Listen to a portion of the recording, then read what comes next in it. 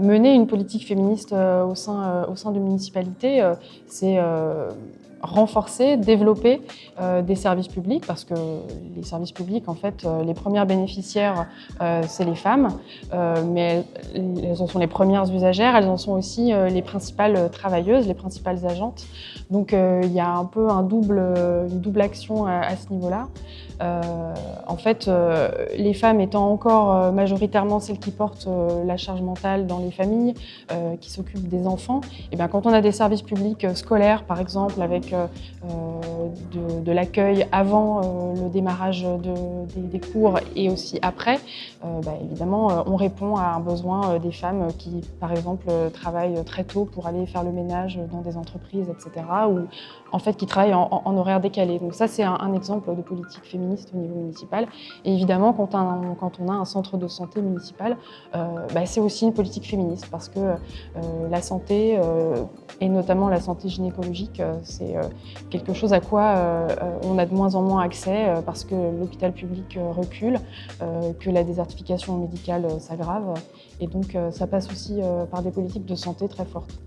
Une politique féministe municipale, c'est une politique qui serait menée pas au masculin neutre, mais qui prendrait réellement en compte les revendications des femmes, et dans tous les secteurs, c'est-à-dire les secteurs des transports, secteur de l'urbanisme, secteur de la santé, secteur de l'éducation, évidemment, de la petite enfance.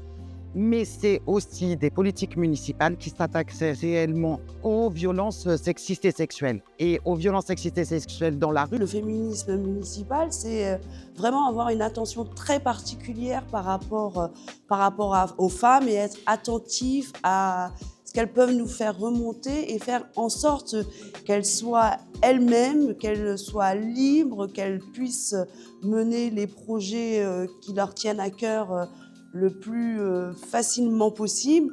Et nous, notre mission, c'est vraiment de les accompagner dans ce sens-là. Moi, je fais partie de ces villes qui ont aménagé et développé un service municipal qui s'appelle la Maison des droits des femmes, l'égalité Dulcie September. En 2009, c'est ma prédécesseuse qui l'avait mis en œuvre, un espace dédié aux femmes, avec un agent municipal qui est dédié aux femmes pour différentes questions. Bien sûr, la question des violences, l'accompagnement administratif, mais aussi l'émancipation, le bien-être.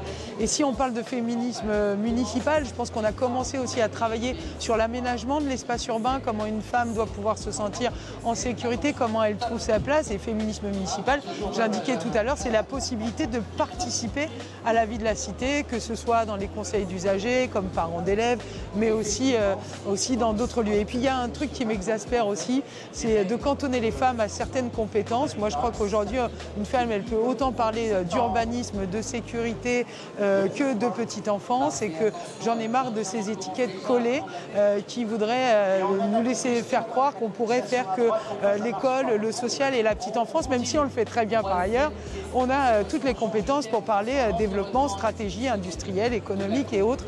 Et je crois de ce point de vue-là que les femmes, y compris dans les intercommunalités au prochain renouvellement municipal, auront tout leur poids à donner pour s'affirmer dans d'autres compétences.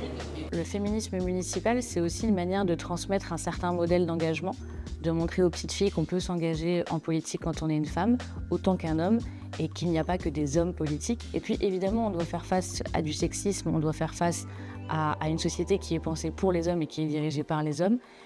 Donc c'est aussi une manière de créer un modèle de féminité en politique qui ne repose pas sur des dispositions biologiques ou autres, toujours sur cette idée de construction sociale, et qui s'ancre dans un rapport politique qui parfois est un rapport de force. Quand on fait de la politique, c'est de la confrontation, mais qu'on essaye de faire, je crois, qu'on peut essayer en tout cas de faire différemment pour créer des modèles d'engagement et des modèles politiques qui soient différents, et toujours le transmettre aux petites filles comme quelque chose de positif, et qu'elles ont toute leur place dans la manière de penser la société.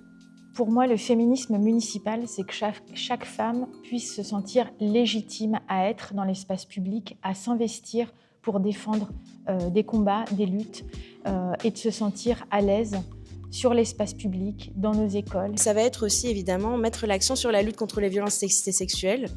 Ça peut passer par la formation de la police municipale, mais aussi de tous les agents du service public. Ça peut passer par des campagnes de lutte contre le harcèlement de rue.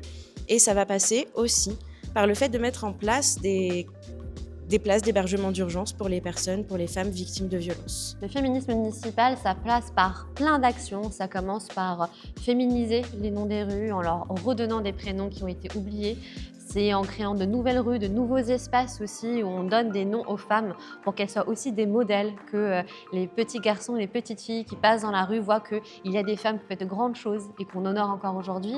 C'est aussi, puisque je parlais d'espaces publics, par exemple des statues, des noms de piscines, d'espaces collectifs qui auront des noms de femmes. Et comme ça, quand on cherchera la raison d'une telle nomination, la raison de la présence d'une statue sur l'espace public, on saura que c'est pour honorer une femme qui ont fait des choses importantes, intéressantes pour la société. Et avoir des modèles, c'est très important. Donc, toutes ces politiques, elles servent le féminisme municipal. Mais il y a encore autre chose auquel on ne pense pas toujours, c'est aussi la place qu'on donne aux femmes dans la municipalité, dans leur mandat. Et aussi, lorsqu'on est en train d'organiser des listes pour permettre à des femmes d'être en responsabilité, vraiment leur permettre réellement de pouvoir être en responsabilité. Je m'explique, parce que souvent on peut se mettre d'accord pour envoyer des femmes en première tête de liste, mais quand c'est pour aller au casse-pipe. Donc elles vont mener des batailles en sachant souvent que ce sont dans notre territoire où elles ne pourront pas gagner.